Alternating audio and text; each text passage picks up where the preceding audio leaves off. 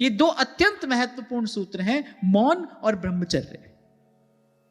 इससे साधक वास्तविक सुख और शांति की उपलब्धि प्राप्त करता है।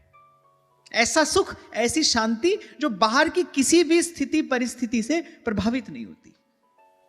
और ब्रह्मचर्य और मौन दोनों के मूल में जो सिद्धांत है वो क्या है? शक्ति का दुरुपयोग ना हो, शक्ति का अपव्यय रोका जाए।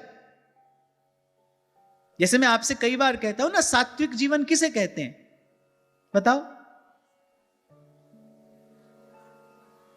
पहले आप अपनी आवश्यकता कम कर लो, फिर आवश्यकता से भी थोड़ा कम लो, और जितना लो उसको बांट कर पाओ। ये सात्विक जीवन है।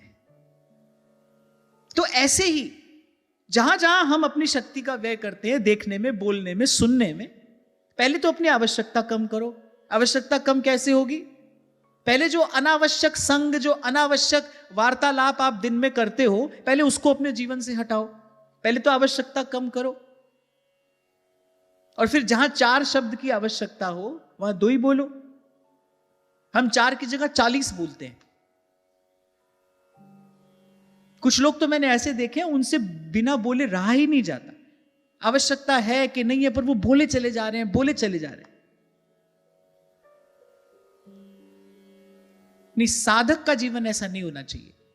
जहां 4 शब्द कहने हो, प्रयास करो कि वहां 2 ही में काम चल जाए। देखने के लिए तो प्रभु का ही रूप है। देखते सुनते ही तो संसार भीतर आया है।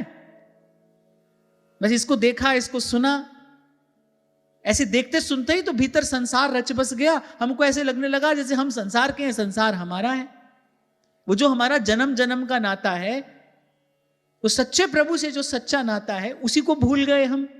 संसार से ही संबंध मान बैठे, संसार से ही संबंध बना बैठे। ये दुर्घटना घटी कैसे? बस ऐसे ही संसार को देखते सुनते संसार भीतर रच बस गया। तो इस पर थोड़ा सा अंकुश लगाना पड़ेगा, इस पर थोड़ा सा नियंत्रण लाना पड़ेगा।